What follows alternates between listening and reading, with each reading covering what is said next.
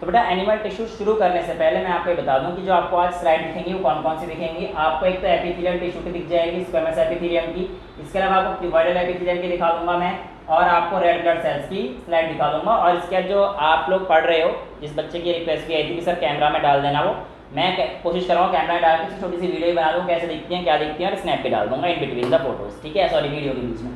Start करें फिर, चलिए बेटा। After ending with plant tissues, right, plant tissues खत्म हो गए थे, सबको समझ में आ गया प्लांट टिश्यूज क्या क्या है। अब हम लोग किसकी तरफ बढ़ने वाले हैं, एनिमल टिश्यूज की तरफ बढ़ रहे हैं। और एनिमल टिश्यूज में आज हम लोग स्टार्ट करेंगे, देखो मेन तो 4 टाइप्स के हैं, बट 4 टाइप्स में 2 आज हम करेंगे और 2 अगली क्लास में करेंगे, और फिर अगली क्लास में एनसीईआरटी क्वेश्चन, यानी कि अब 2 क्लास में चैप्टर खत्म हो जाएगा, ठीक है। स्टार्ट करते हैं एनिमल टिश्यूज से। तो बेटा एनसीईआरटी जहाँ से स्टार्ट करती है वो क्या करती है, कहती है कि आप अपने आसपास देखते हो, सांस लेते हो, चेस्ट बाहर आ जाता है, खाना खाते हो, स्टमक डाइजेशन कर देता है।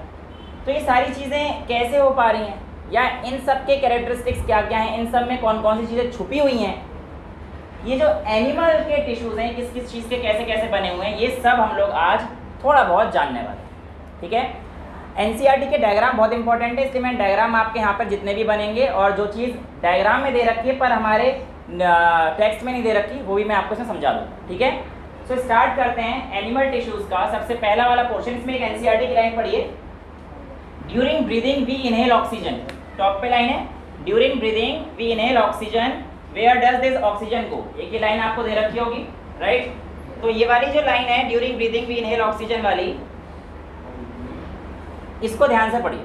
देखो आपने ऑक्सीजन इनहेल करी, अब ये जो ऑक्सीजन आपने इनहेल करी है कैसे करी है, with the help of atmosphere oxygen थी। अब आपकी ऑक्सीजन कहाँ गई, ब्लड में, पहले हाँ लंग्स में, फिर ब्लड, और ब्लड से पूरी बॉडी में चलेगी, यानी कि ब्लड कुछ ऐसा काम कर रहा है कि हमारी पूरी बॉडी में ऑक्सीजन पहुंचा रहा है ना। तो ये एग्जांपल ब्लड एक कनेक्टिव टिश्यू का है जो हम लोग आगे आज पढ़ेंगे, ठीक है। ब्लड ऑक्सीजन के जो हमारे पास कंबाइन होता है सेल्स से, रेड ब्लड सेल्स, उसमें क्या कन्वर्ट कर देता है वो ऑक्सीजन को, ऑक्सी हीमोग्लोबिन, क्योंकि रेड ब्लड सेल्स में क्या होता है, हीमोग्लोबिन, और जब वो ऑक्सीजन के साथ कंबाइन होता है तो क्या बनाता है बेटा, ऑक्सी हीमोग्लोबिन, और वही ऑक्सी हीमोग्लोबिन आप लोगों का पूरी बॉडी में ट्रांसपोर्ट होता है, और जहाँ जहाँ पे ज़रूरी होती है वहाँ पर काम करता है। अभी एनसीईआरटी के आगे एक लाइन लिखी है कि माइटोकॉन्ड्रिया को याद करना जरा, बिल्कुल हमने किया चैप्टर 5 माइटोकॉन्ड्रिया को। एनसीईआरटी की लाइन क्या कहती है हमारे पास, कहती है why would cell needs oxygen, तो मैंने आपको बता दिया क्योंकि फंक्शन परफॉर्म करना है, बट एनसीईआरटी की क्या बेटा, ये पास कर। नेक्स्ट हमसे कहती है कि it carries the function of mitochondria we studied provides a clue to this question. बिल्कुल सही बात है, कैसे समझते हैं। इसने कहा है फंक्शन ऑफ माइटोकॉन्ड्रिया, एक्चुअल में हमने पढ़ा था जब माइटोकॉन्ड्रिया पढ़ा था कि वो एरोबिक फंक्शन करता है, यानी कि जब वो ऑक्सीजन की प्रेजेंस से फंक्शन करता है तभी तो वो एटीपी बना पाता है बेटा। और जब वो एटीपी बना पाएगा किसकी प्रेजेंस से बना रहा है, ऑक्सीजन की प्रेजेंस में, इसीलिए हमारी बॉडी के हर एक सेल्स को ऑक्सीजन भी चाहिए, ट्रांसपोर्ट करने के लिए एक मीडियम भी चाहिए। तो ये बहुत सारी चीज़ें हैं जिससे हमें समझ में आता है कि ट्रांसपोर्ट कैसे हो रहा है ना, क्या क्या यूज़ हैं, क्या क्या नीड्स हैं। तो इन सब चीज़ों को अभी हमें जाननी है। जैसे कि आगे भी कह रहा है हमारे पास कुछ ऐसी चीज़ें भी हैं ब्लड्स की जो हमारी बॉडी से वेस्ट को कलेक्ट कर रहा है, अलग अलग पार्ट किडनी में डाल रहा है, कुछ लीवर में डाल रहा है, फिर वहाँ से डिटॉक्सीफाई होकर कहीं और जा रही है। तो ब्लड तो एक पूरा कनेक्टिव टिश्यू हो गया। ब्लड किसका एग्जाम्पल हो गया बेटा, एक हमारे पास पूरा कनेक्टिव टिश्यू का। जो आगे वाला पोर्शन है वो हमसे कहता है कि ब्लड और मसल्स, अब जैसे हमारे पास डायफ्राम आगे आ रही थी, चेस्ट पीछे आ रही, सांस लेंगे तो ये मसल्स भी हैं, तो ये दोनों टिश्यूज़ के एग्जाम्पल हैं, मेनली किस टिश्यूज़ के, कनेक्टिव के। और ऐसे ही हमारे पास अलग अलग टाइप के टिश्यूज़ अलग अलग फंक्शन परफॉर्म करते हैं, और वो क्या क्या फंक्शन परफॉर्म करते हैं इसके बेस पर हमने कुछ टिश्यूज़ को पार्ट में क्लासीफाई कर दिया। तो इसमें सबसे पहले हम लोग जो पढ़ने जा रहे हैं एपिथेलियल टिश्यू। कौन सा पढ़ने जा रहे हैं, एपिथेलियल। देखो बेटा एपिथेलिया मतलब होता है आउटर, एपिथेलियल टिश्यू क्या होता है बेटा हमारे पास, आउटर मोस्ट टिश्यू, ठीक है। अब आप लोगों के पास एपिथेलियल टिश्यू के टाइप्स होते हैं। मेजरली तो आप लोगों को जो एपिथेलियल टिश्यू दिखेंगे वो 4 टाइप के। सबसे पहला है हमारे पास सिंपल स्क्वेमस इपिथेलियम, ये आपको दिख रहा है। सबसे पहला क्या है बेटा, सिंपल स्क्वेमस इपिथेलियम। देखो सबसे पहले सिंपल क्यों बोला, सिर्फ और सिर्फ एक ही लाइन का होगा, बिल्कुल फ्लैट होगा, सिंगल लेयर्ड होगा, एक ही लेयर का होगा, सिंपल है। अब ये जितने भी टिश्यूज हैं चाहे कोई सा भी हो, स्क्वेमस हो, स्ट्रेटिफाइड स्क्वेमस हो, कॉलमनर हो, जो भी टिश्यू हैं ये सभी एक बेस पर रेस्ट करते हैं और उस बेस का नाम क्या है? Basement membrane. यानी कि अगर इसके नीचे एक टिश्यू है और दूसरा टिश्यू जो आ रहा है, उनके बीच में क्या होगी? एक बेसमेंट मेम्ब्रेन, जिस पे हमारा टिश्यू लाई कर रहा हो। ठीक है, अब जो हमारे पास एपिथेलियल टिश्यू है ना बेटा, इसकी अगर हम लोग बात करते हैं तो हमारे पास यहाँ पर 3 टाइप के जंक्शन बनते हैं। कितने टाइप के जंक्शन बनते हैं? 3 टाइप के। यानी कि जब भी हमारे पास 2 टिश्यू जुड़ रहे हैं तो हमारे पास 3 टाइप के जंक्शन बनते हैं। पहला बनता है बेटा टाइट जंक्शन, दूसरा बनता है बेटा आप लोगों के पास एडहेरिंग जंक्शन, और तीसरा जो जंक्शन बनता है बेटा वो बनता है गैप जंक्शन। यानी अब देखो, जो भी चीज जंक्शन क्या होता है? 2 चीजों का जब मिलते हैं तो उसे जंक्शन कहते हैं। ठीक है, अब यहाँ पे जो टाइट जंक्शन है कि 2 टिश्यूज इस तरीके से जुड़ रही हैं कि बिल्कुल टाइट है, उसमें कुछ हो ही नहीं सकता है। हाँ जी, ये मैम को दे दो। ठीक है, उसमें कुछ हो ही नहीं सकता है। जो टिश्यूज जुड़े हुए हैं उसमें कुछ हो ही नहीं सकता, यानी कि ना कोई इधर जाएगा ना कोई इधर आएगा, कुछ पास उसमें से नहीं हो सकता, वो टाइट जंक्शन। एडहेरिंग जंक्शन देखो, एडहेयर का मतलब होता है जोड़ना, यानी कि एक टिश्यू को दूसरे टिश्यू से कौन जोड़ेगा? Adhering junction. और एक होता है गैप जंक्शन। अब ऐसा तो नहीं है ना कि भाई बिल्कुल सब कुछ पैक कर दो, कुछ ऊपर का नीचे ना जाए, नीचे का ऊपर ना आए, ऐसा तो नहीं हो सकता। तो 2 टिश्यूज के साइटोप्लाज्म एक दूसरे से अगर जुड़े होंगे तो वहां पे अगर कोई जंक्शन आएगा और गैप हुआ तो उसको हम लोग क्या बोलेंगे? Gap junction. तो बेस्ड ऑन द जंक्शन हमारे पास 3 जंक्शन होते हैं। और जंक्शन किसके बीच बता रहा हूँ कि बेसमेंट मेम्ब्रेन कैसे जुड़ा हुआ है, बहुत टाइट है, एडहेयर है, या फिर गैप जंक्शन। बेसमेंट मेम्ब्रेन क्या है? वो लेयर जहाँ पे आपकी टिश्यू क्या कर रही है? लाई कर रही है। समझ में आ रहा है? तो इस स्क्वेमस एपिथेलियम आगे समझ आपको कैसा होता है? सिंपल एक ही लेयर का होता है। ठीक है, और ये आपको बिल्कुल एक ही लेयर दिख रही है। ठीक है, आइए इसको एक बार पढ़ते हैं। द कवरिंग और the protective tissues in the body are epithelial tissue. मैंने आपको ये चीज़ बताई है कि हमारी जो बॉडी की कवरिंग है ये क्या है हमारे पास? Basically outermost layer. अब देखो, एक चीज़ होती है कवरिंग, एक होती है लाइनिंग। इस चीज़ को समझते हैं। देखो, अगर आपके पास कोई भी एक सेल है और इस सेल की बेटा ये अगर मैं बात करूंगा बाहर की तरफ जो चीज बनती है, बाहर की तरफ कोई लेयर होती है तो इसे कहते हैं कवरिंग। क्या बोलते हैं बेटा?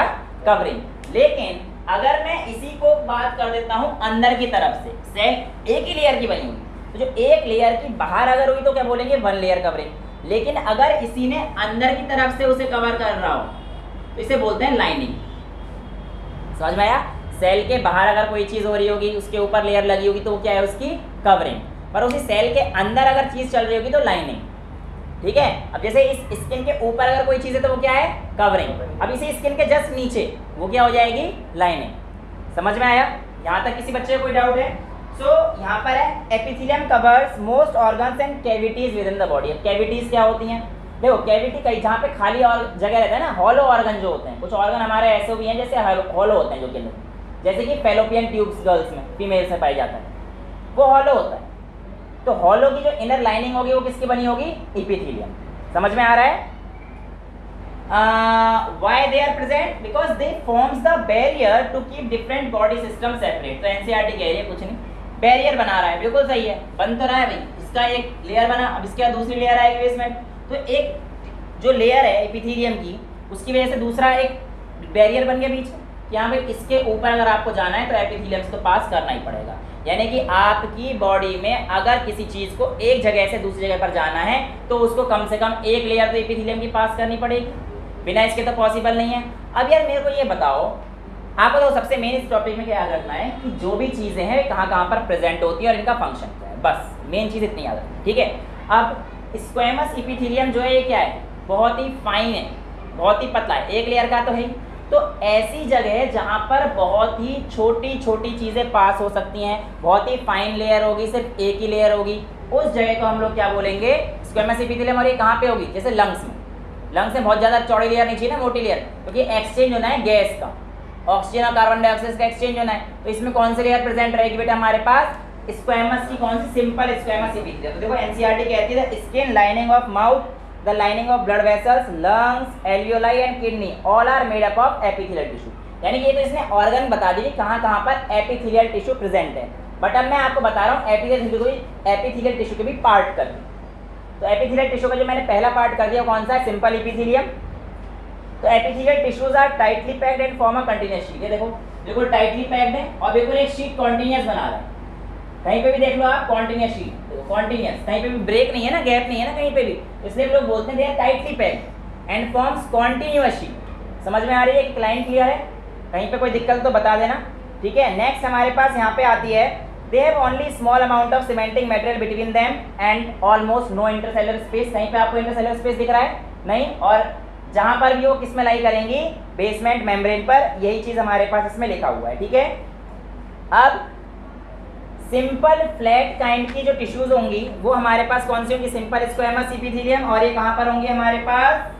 ईसोफेगस। ईसोफेगस कौन सी है? इसकी जो लाइनिंग है, लाइनिंग का मतलब क्या है? अंदर वाली जो लेयर होगी वो किसकी होगी हमारे पास? Simple squamous epithelium. और दूसरा कहाँ बताया मैंने आपको? लंग्स में, ठीक है। तो simple squamous epithelium are extremely thin and flat, forms a delicate line, ठीक है। नेक्स्ट है स्किन। अब देखो ध्यान से, मेरी बात को बिल्कुल ध्यान सुनना। ये तो एक लेयर हो गई, जैसे एक सिक्का हो गया। अब एक सिक्के के ऊपर दूसरा सिक्का, तीसरा सिक्का, चौथा सिक्का, पांचवा सिक्का रखूंगा तो क्या हो जाएगी? एक लेयर बन जाएगी वो, और उस सिक्के की लेयर बन जाएगी। तो एक सिक्का तो हो गया हमारे पास सिंपल स्क्वेमस एपिथेलियम, बट उसी सिक्के की मैं बहुत सारे लेयर बना देता हूँ। तो एक लेयर ये हो गई, फिर उसके ऊपर ये लेयर, उसके ऊपर ये लेयर, उसके ऊपर ये लेयर, उसके ऊपर ये लेयर। और देखो ऊपर वाला जो लास्ट का पोर्शन है बिल्कुल हमें ऐसा ही दिख रहा है जैसा ये है। समझ में आया? जो स्किन है हमारी ये कैसी है तो स्क्वेमस की, पर उसकी रिपीटिंग लेयर है। और जब स्क्वेमस एपिथेलियम की रिपीटिंग लेयर एक के बाद एक के बाद एक के बाद चढ़ती जाती है तो उसका नाम क्या होता है? स्ट्रेटिफाइड। स्ट्रेटिफिकेशन का मतलब होता है एक के ऊपर एक के ऊपर एक के ऊपर एक। तो स्ट्रेटिफाइड स्क्वेमस, तो इस स्क्वेमस पे क्या हो गया? स्ट्रेटिफिकेशन हो गया, एक के ऊपर एक लेयर चढ़ गई है। तो ये चीज़ कहाँ पे प्रेजेंट रहती है हमारे पास? हमारी स्किन। समझ में आ गया? स्क्वेमस और स्ट्रेटिफाइड स्क्वेमस में डिफरेंस समझ में आ गया। और ये भी रेस्ट किस पे कर रही है? बेसमेंट मेम्ब्रेन पर। न्यूक्लियस आपको रेड कलर के डॉट में दिख रहे हैं, इसमें आपको ग्रीन कलर के डॉट में दिख रहे हैं। एक ही तो लेयर है इसमें, एक ही तो न्यूक्लियस होगा सेल में, इसमें कई सारी लेयर है इसलिए इतने सारे न्यूक्लियस। समझ में आ रहा है? तो यही चीज़ आपकी एनसीईआरटी भी हमारे पास कहती है। तो स्ट्रेटिफाइड बोलते हैं। अब देखो ध्यान से, एब्जॉर्प्शन और सिक्रीशन जहां पर होता है, क्या चीज? एब्जॉर्प्शन और सिक्रीशन मेनली हमारे पास स्टमक और स्मॉल इंटेस्टाइन में होता है। अगर आप डायग्राम को एनसीईआरटी के ढंग से देखते हैं तो स्टमक के जो इसमें सेल दिखा रखे हैं कुछ इस तरीके से दिखा रखे हैं कि ये बिल्कुल खड़े खड़े खड़े ऐसे लंबे लंबे लंबे लंबे दिखा रखे हैं, ठीक है। एक्चुअल में ऐसा इससे दिखा रखा है क्योंकि यहाँ पे जो मेजर काम होता है वो कौन सा होता है? एक तो एब्जॉर्प्शन का होता है और कुछ सिक्रीशन का होता है। जहां पर भी आपका ध्यान सुनना इस चीज को बेटा, एब्जॉर्प्शन और सिक्रीशन का काम होगा वहां पे जो सेल की टाइप प्रेजेंट होंगी वो कॉलमनर होंगी। क्या होंगी? कॉलमनर। कॉलमनर का मतलब कैसे? वो कॉलम की तरह खड़े। देखो रेस्ट तो कहाँ पे कर रही है? बेसमेंट मेम्ब्रेन पर, वो तो फिक्स है। मैंने चाहे बनाई हो ना बनाई, कोई भी सेल जो रेस्ट करेगी, एपिथेलियम जो भी होगी वो सारी किस पे रेस्ट करेगी? बेसमेंट मेम्ब्रेन पर। लेकिन इसके सेल कैसे हो जाएंगे? कॉलमनर लाइक हो जाएंगे। कैसे हो जाएंगे बेटा? कॉलमनर। तो ये कहाँ पे प्रेजेंट होंगे? एक तो स्मॉल इंटेस्टाइन में और दूसरा कहाँ पे प्रेजेंट होंगे? आपके स्टमक में। तो स्टमक और स्मॉल इंटेस्टाइन में क्या प्रेजेंट होते हैं बेटा हमारे पास? Columnar epithelium. They are tall, लंबे हैं, स्लेंडर, खड़े हैं, और इनकी खास बात यह है कि जो न्यूक्लियस होते हैं इनके, they are present at the base. ये भी इंपॉर्टेंट है, एमसीक्यूज में आ जाता है अगर अच्छे लेवल का कॉम्पिटिशन दोगे कि ऐसे कौन से एपिथेलियल टिश्यू है जहां पर न्यूक्लियस बेस में पाया जाता है। तो आंसर क्या है हमारे पास? कॉलमनर। समझ में आता है? अब कई बार क्या होता है, जो हमारे कॉलमनर एपिथेलियम है इसके ऊपर यहाँ पर छोटे छोटे हेयर लाइक स्ट्रक्चर ऐसे प्रेजेंट रहते हैं, ऐसे हेयर लाइक स्ट्रक्चर प्रेजेंट रहते हैं। और इन हेयर लाइक स्ट्रक्चर्स को बेटा हम लोग क्या बोलते हैं? सीलिया। क्या बोलते हैं बेटा? सीलिया। CILIA। अब देखो इनका काम क्या होता है। अब देखो यार, कोई हेयर लाइक स्ट्रक्चर है तो इस तरीके से हिलते रहते हैं। तो इनका जो काम है ये है, जैसे कि आपकी बॉडी में म्यूकस कहाँ कहाँ प्रेजेंट होता है?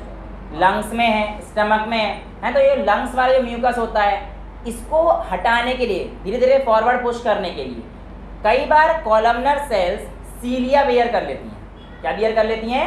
सीलिया। तो उन्हें क्या कह देंगे? Ciliated columnar epithelium. Ciliated columnar epithelium. पर ये कब होंगे? जब कॉलमनर एपिथेलियम के ऊपर क्या आ जाएगा?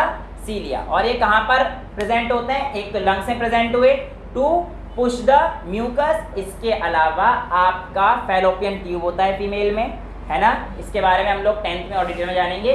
फैलोपियन ट्यूब साइड में ऐसे ओवरी के पीछे रहेंगे और उसमें ओवा को पुश करने के लिए फिम्बरी रहती हैं, और उसमें भी हमारे पास थोड़ा थोड़ा ऐसे अंदर, मतलब ओवा को पुश करने के लिए उसमें क्या प्रेजेंट रहते हैं? आपके सीलिएटेड कॉलमनर। समझ में आता है? तो एनसीईआरटी की जो लाइन है, where absorption and secretion occur as the inner lining of intestine, tall epithelial cells are present, they are called columnar. ठीक है, रेस्पिरेटरी ट्रैक में मैंने आपको बता दिया कहाँ पे कैसे काम आते हैं, यहाँ तक तो कोई दिक्कत नहीं है। नेक्स्ट है, आप देखेंगे इसको एनसीईआरटी के हिसाब से सारा डायग्राम बनाए, क्यूबॉइडल बता रखा है। क्यूबॉइडल क्यों बता रखा है? देखो बेसमेंट मेम्ब्रेन ये है और ये वाले सेल देखो पहले, ये सारे के सारे अगर आप देखेंगे क्यूब लाइक स्ट्रक्चर है। देखो है तो उसी का पार्ट स्क्वेमस का ही, लेकिन है कैसा? क्यूब लाइक स्ट्रक्चर है। तो ये क्यूबॉइडल एपिथेलियम कहाँ प्रेजेंट रहती है? आपकी किडनी की लाइनिंग, इसमें रहती है बेटा किडनी की लाइनिंग। तो जो किडनी होती है उसमें एक स्ट्रक्चर, जो फंक्शनल यूनिट ऑफ किडनी उसे कहते हैं नेफ्रॉन, और नेफ्रॉन में पीसीटी और डीसीटी होते हैं। किडनी के भी कहाँ पर? किडनी में एक उनका जैसे हमारे फंक्शनल यूनिट क्या है? सेल, ऐसे किडनी का एक बिल्कुल फंक्शनल स्ट्रक्चर जो होगा वो क्या होगा? नेफ्रॉन। नेफ्रॉन के अंदर क्या होगा? एक पीसीटी होगा, एक डीसीटी। पीसीटी होता है प्रॉक्सिमल कॉन्वोल्यूटेड ट्यूब्यूल, डीसीटी होता है डिस्टल कॉन्वोल्यूटेड ट्यूब्यूल। तो ये ट्यूब्यूल हैं, इसमें एक्चुअल में हमारे पास कौन से एपिथेलियल प्रेजेंट रहते हैं? क्यूबॉइडल। वैसे आप लोग अगर पूछेगा तो कहाँ पे लिखोगे? सीधा किडनी में। तो आपकी एनसीईआरटी में 9th में इतना ही दे रखा है, it forms the lining of kidney tubules and duct of salivary glands. Very important, saliva जो आपके पास आता है ना बेटा, ये डक्ट के थ्रू रिलीज होता है, और ये सलाइवरी ग्लैंड्स होते हैं, इनके 3 डक्ट होते हैं, 3 डक्ट होते हैं। अब वो डक्ट वैसे आपको याद करने की जरूरत तो नहीं है, एक रिविनस डक्ट होती है, एक वाटसन डक्ट होती है, और एक स्टेंसन डक्ट होती है। कौन सी? 2 तो याद है मुझे, तीसरा तो मैं ही भूल गया। ठीक है, हाँ ये जरूरत नहीं है, नाम तो टेंशन क्यों ले रहे हो? ठीक है, तो डक्ट मतलब बस एक जो आपका सलाइवा आता है डक्ट के थ्रू आता है। कैसे आता है? डक्ट के थ्रू आता है, डायरेक्ट नहीं आता। सलाइवा जो आता है किसके थ्रू आता है? डक्ट के थ्रू। तो ये बताना क्या चाह रहा था मैं यहाँ पे कि जो सलाइवरी ग्लैंड्स होते हैं, सलाइवा डक्ट के थ्रू आ रहा है, कुछ ग्लैंड्स हैं उसमें उसके थ्रू आ रहा है। तो ये सलाइवरी ग्लैंड की जो लाइनिंग है वो किससे बनी होती है? हमारी क्यूबॉइडल एपिथेलियम। तो क्यूबॉइडल एपिथेलियम कहाँ कहाँ पे मिलते हैं? 2 जगह पर, एक किडनी में और डक्ट ऑफ सलाइवरी ग्लैंड्स, या डक्ट ऑफ सलाइवा भी लिख देना चल जाएगा। सलाइवा मत लिखना, सलाइवा इसमें कुछ नहीं है, थूक के मत दिखा, थूक रहा है, ऐसा काम मत करो। हाँ, तो कहने का मतलब समझ में आया? डक्ट ऑफ सलाइवरी ग्लैंड्स में हमारे पास हुआ है क्यूबॉइडल एपिथेलियम। क्लियर है? अब कई बार क्या होते हैं हमारे पास एपिथेलियम जो होते हैं, ये देखो एनसीईआरटी ने इसका डायग्राम नहीं दे रखा, पर मैंने आपको बता रखा है क्योंकि एनसीईआरटी ने इसकी ना एक स्टेटमेंट दे रखी है। देखो क्या दे रखी है, epithelial cell often acquire additional specialization as gland cells. मतलब एपिथेलियल अपने आप कुछ ऐसे स्ट्रक्चर बना लेते हैं कि वो अपने आप को किसमें स्पेशलाइज कर लेते हैं? ग्लैंड सेल्स की तरह। और ये 2 तरीके के होते हैं, एक होता है मल्टी सेलुलर और एक होता है यूनिसेलुलर। इतना डिटेल में तो आपको नहीं जाना था, लेकिन यहाँ पे ग्लैंड सेल दे रखा है तो मैंने एक बना दिया था आपको यूनिसेलुलर ग्लैंड। अभी जो यूनिसेलुलर ग्लैंड होता है, जैसे कि गॉबलेट सेल्स, क्या होता है? गॉबलेट सेल, जो क्या सीक्रेट करता है? म्यूकस। जो आपका म्यूकस आता है, म्यूकस बलगम, समझ रहे हो? वो कौन सीक्रेट करता है? आपका यूनिसेलुलर ग्लैंड। और ये स्पेशलाइज किसका होता है? एपिथेलियम टिश्यू का ही। जब कोई एक स्पेसिफिक, जैसे मैंने आपको बताया था, कुछ सेल्स ऐसे होते हैं जो बिल्कुल स्पेसिफिक फंक्शन लेते हैं, डिफरेंशिएशन जाने के बाद याद आ रहा है, ऐसे ही हमारे पास यहाँ पे भी एपिथेलियम टिश्यू के कुछ सेल्स ऐसे होते हैं जो बिल्कुल अपना एक फंक्शन बिल्कुल ऐसा कर लेते हैं, बिल्कुल मस्त वाला, और वो स्पेसिफिक फंक्शन वही परफॉर्म करेंगे, और इसलिए हम लोग उसका नाम क्या दे देंगे बेटा? ग्लैंडुलर सेल या ग्लैंडुलर एपिथेलियम। ये 2 टाइप के होते हैं, एक यूनिसेलुलर और एक मल्टीसेलुलर। तो यूनिसेलुलर का एग्जांपल आप लोगों के सामने यहाँ पे बना दिया है मैंने, ठीक है? ये यूनिसेलुलर ग्लैंडुलर एपिथेलियम है, और इसका एग्जांपल क्या है? गॉबलेट सेल, जो कि हमारे पास क्या सीक्रेट करता है बेटा? म्यूकस।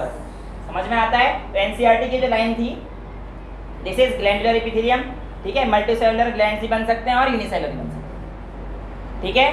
समझ में आ रहा है? यहाँ तक तो किसी को कोई दिक्कत नहीं है।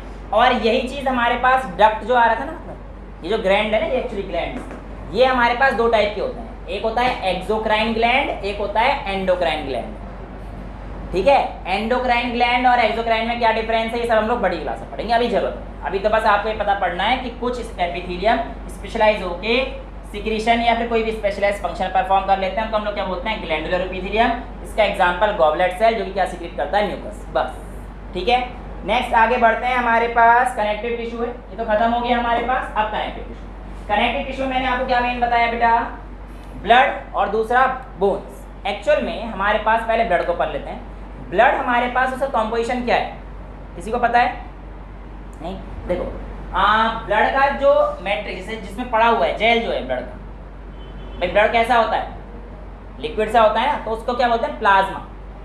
क्या बोलते हैं, प्लाज्मा। ब्लड में 55% प्लाज्मा होता है और 45% फॉर्म्ड एलिमेंट्स होते हैं। और जो फॉर्म्ड एलिमेंट्स हैं वो आप देखो, प्लाज्मा तो प्लाज्मा हो गया, वो जो जेल लाइक मैट्रिक्स होता है उसका, जिसकी वजह से लिक्विड दिखता है, तो प्लाज्मा में।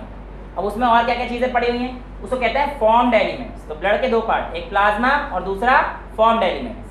तो प्लाज्मा ही है, ठीक है, 50 उसमें प्रोटीन, सॉल्ट, ये सब चीज़ें प्रेजेंट रहेंगी।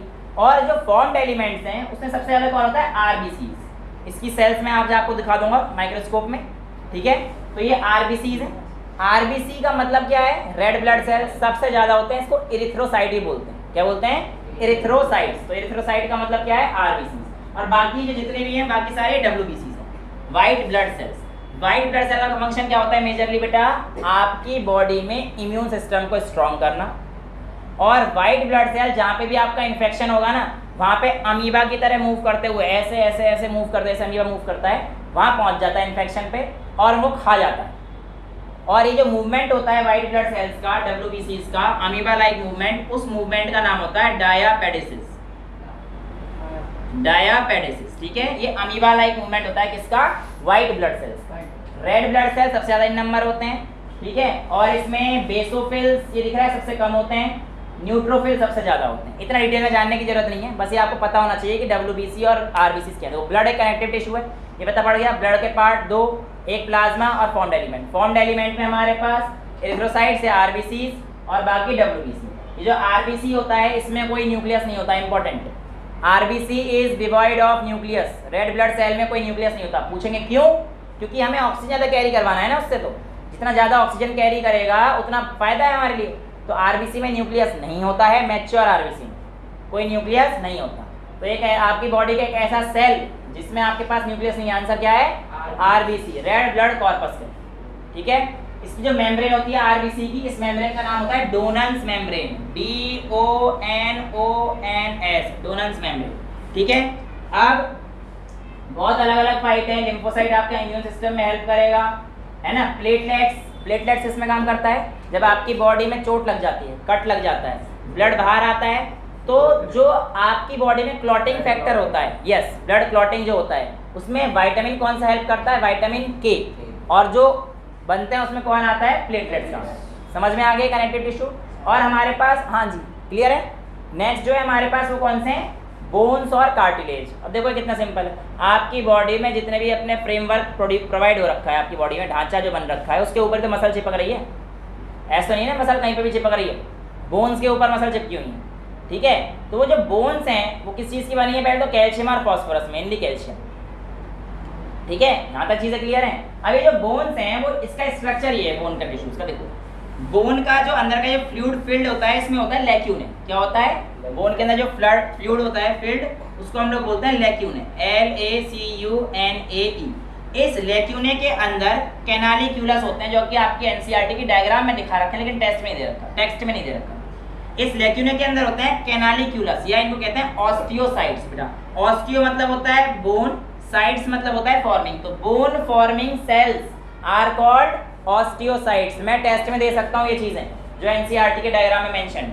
तो बोन फॉर्मिंग सेल्स ये होती हैं। अब देखो ये जो हमारे पास ऑस्टियोसाइट्स हैं यानी कि कैनालिक्यूलस, ये एक दूसरे से कनेक्टेड हैं, है ना। ये जो बीच वाला पोर्शन है इसे कहते हैं हम लोग हैवर्जियन कैनाल। क्या बोलते हैं, हैवर्जियन कैनाल। और एक सेल का हैवर्जियन कैनाल दूसरे सेल के हैवर्जियन कैनाल से कनेक्ट होता है with the help of Voxman canal. क्या क्या नाम है तो याद रखने पड़ेंगे, 9th क्लास में आ गए, वेलकम टू 9th, है ना। एनसीईआरटी की डायग्राम में दे रखे हैं, फिर आप कहोगे सर ये क्या है, लाइन क्या बना रखी है इसने। तो ये लाइन वही वाली लाइन बना रखी जो यहाँ पे ऐसे लाइन बना के दिखा रखी है ना एनसीईआरटी ने बाहर से, वो एक्चुअली इस लाइन का मतलब है वॉक्समैन कैनाल है। और जो अंदर का गोल वाला पोर्शन है हमारे पास क्या है, हैवर्जियन कैनाल, ठीक है। और जो लैक्यून है वो क्या है, इसके अंदर फ्लूइड फील्ड, जिसके अंदर क्या होंगे, कैनालिक्यूलस या ऑस्टियोसाइट्स। क्लियर है, ठीक है। अब ये तो हो गया हमारे पास बोन फॉर्मिंग सेल्स। अब सारी चीज़ तो आपकी बॉडी में हार्ड नहीं है ना, कुछ चीज़ें सॉफ्ट हैं, जैसे कि नाक की हड्डी, कान की हड्डी, ये सारी सॉफ्ट हैं। ये तो सारी बोन से नहीं बोन बनी है, पर बिल्कुल फ्लेक्सिबल बोन से बनी है। एक्चुअल में ये आपकी कार्टिलेज होती है। बोन्स क्या है, जो दूसरा पोर्शन है वो किसका बेटा, कनेक्टिव टिश्यू का हमारी बॉडी में, कार्टिलेज का। कार्टिलेज देखो ये रहे कार्टिलेज की। कार्टिलेज फॉर्मिंग सेल्स को क्या बोलेंगे? कॉन्ड्रोसाइट्स। अब जैसे ब्लड के अंदर एक मैट्रिक्स था जिसका नाम क्या था? प्लाज्मा। ऐसे ही इस सेल का जो मैट्रिक्स है उसे हम लोग बोलते हैं हाइलिन मैट्रिक्स। हाइलिन मैट्रिक्स, ठीक है। इसके मैट्रिक्स को क्या बोलते थे? लैक्यूने। फ्लूइड जो फिल्ड था इसमें वो क्या बोलते थे? लैक्यूने। तो यहाँ पर आपके पास कनेक्टिव टिश्यू में ये चीज दे रखा है। अच्छा, दो बोन आपस में एक दूसरे से कनेक्ट होती है, ध्यान सुनना, bone to bone connection. Bone to bone ये जो कनेक्शन होता है बेटा ये किसकी मदद से होता है? लिगामेंट। वेरी इंपॉर्टेंट, आप लोगों के टेस्ट पेपर में आने के चांसेस बहुत ज़्यादा हैं, स्कूल में एक क्वेश्चन फेमस है। तो ये जो चीज़ है हमारे पास, सर आप ले लीजिए, ठीक है। तो बोन टू बोन जो कनेक्शन होगा ये इसको क्या बोलेंगे बेटा हम लोग? लिगामेंट। और दूसरा कनेक्शन क्या हो सकता है? बोन मसल से। मैंने बोलता ना बोन मसल से भी कनेक्ट है कई जगह। यार देखो ये जो हड्डी है बोन से बोन कनेक्ट है, यहाँ पर दिख रहा है ना, ये लिगामेंट, ये देख लो लिगामेंट, ये बोन, यहाँ से एक बोन आती है, यहाँ से एक बोन होती है, ठीक है। कौन कौन सी थी किसी को पता है? यहाँ से कौन सी आती है? किसी को इस बोन का नाम पता है? ह्यूमरस। यहाँ पे रेडियस और अल्ना होती है। रेडियस थंब से ये वाली जो बोन आ रही है रेडियस, इसके पीछे वाली अल्ना, ये बोन टू बोन कनेक्ट है। तो बोन टू बोन किसकी मदद से होगी? लिगामेंट्स की मदद से। और जब वो फ्री मूवमेंट कर पा रहा हूँ हाथों का, तो लिगामेंट वाला जो करता है वो बिल्कुल फ्री मूवमेंट कर देता है ना, लिगामेंट मूवमेंट ज़्यादा फ्री होती है। लेकिन जहाँ पे मसल टू बोन कनेक्ट होंगी, जैसे कि ये वाला पोर्शन है यहाँ पे मसल टू बोन, इसे हिला के दिखा दो, हिला दो, नहीं हिल रहा ना, ऊपर वाला पोर्शन जहाँ पे मसल बोन से कनेक्ट है ये नहीं हिल रहा, जहाँ पे लेकिन बोन टू बोन जहाँ पे कनेक्ट है वो मूवमेंट देखो, ये जूं जूं जूं जूं कैसे हिला दो, ये देखो पैर हिल रहा है, ट्राइपॉड पे लात लग जाएगी। चलो ठीक है, समझ में आ रहा है ना। ये देखो यहाँ पे भी मेरा एक बोन है और ये बोन कनेक्ट हो रही है लेकिन देखो जो ये बोन से मसल वाला एरिया है ये कैसे हिलाऊंगा? ये अलग टाइम पे हिलता है, अभी तो नहीं हिलेगा, है ना। तो कहने का मतलब यही है कि हमारे पास जो लिगामेंट होते हैं उससे मूवमेंट ज़्यादा कर सकते हैं, लेकिन टेंडन्स की मूवमेंट लिमिटेड है। क्लियर है? यहाँ तक कोई डाउट तो नहीं है आपको?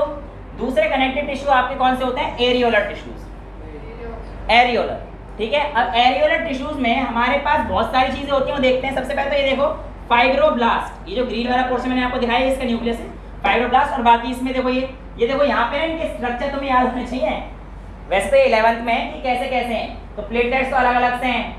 मोनोसाइट में एक बिल्कुल लंबा सा है, न्यूट्रोफिल में 3-4 ऐसे हैं, इओसिनोफिल में ये न्यूक्लियस इस तरीके से। तो ये स्ट्रक्चर आपको याद होने चाहिए क्योंकि स्ट्रक्चर पे क्वेश्चन पूछा गया है। एक एग्जाम होता है नीट, जब आप 12th के बाद करोगे, आप में से आधा को पता है मेडिकल के लिए नीट देना पड़ता है, उसमें इस डायग्राम के बेस से पूछ रहे थे बताओ ले कौन सा डायग्राम किसका है, कर लो क्या करोगे। इसलिए मैंने बनाया आप लोगों के लिए एनसीईआरटी से उठा के, ठीक है ना। इतना दिया भी था एनसीईआरटी में, बट मैंने आपको पूरा स्पेसिफिक दिया है, बट डिटेल आपको पूरी लिख दी है। क्लियर? तो ये WBCs के डायग्राम है सारे, वाइट ब्लड कॉर्पस्कल्स के, ठीक है ना।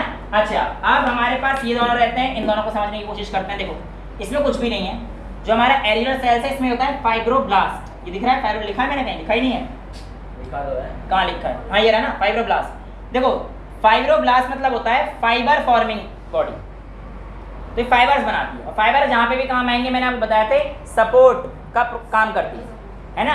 अभी जो इसमें पिंक से कलर की आपको लाइन दिख रही है, ठीक है, एक स्टूडेंट है, मेरे को उसने इतने सारे एक तो thank you so much for a wish of teachers day.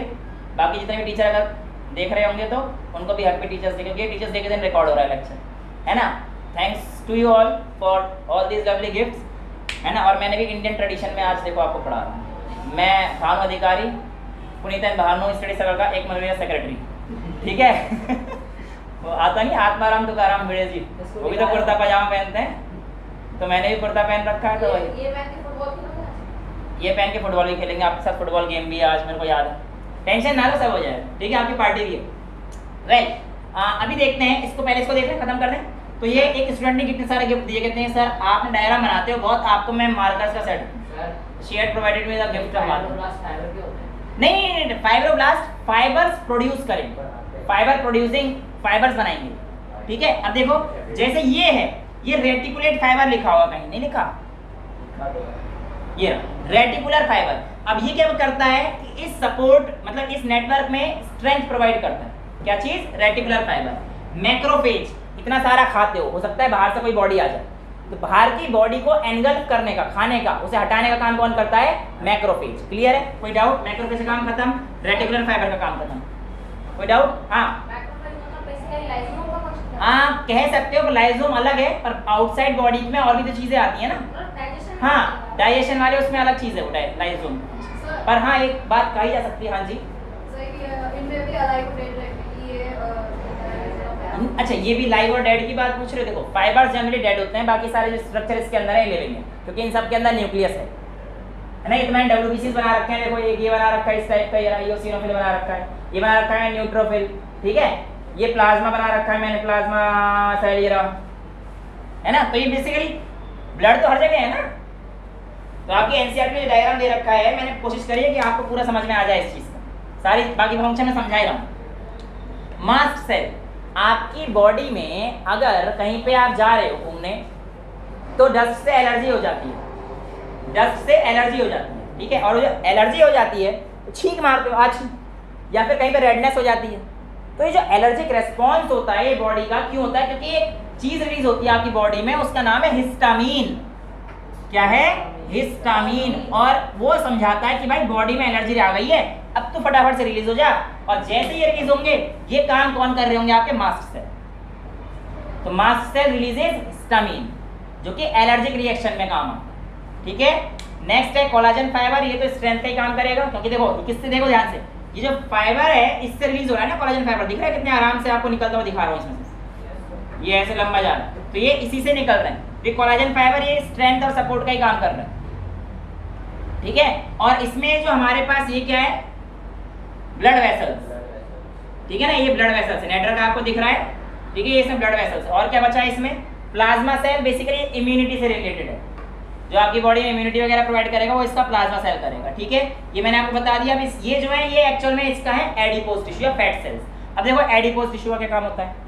Adipose tissue का काम होता है आपकी बॉडी में जो फैट है वो स्टोर करता है, ठीक है।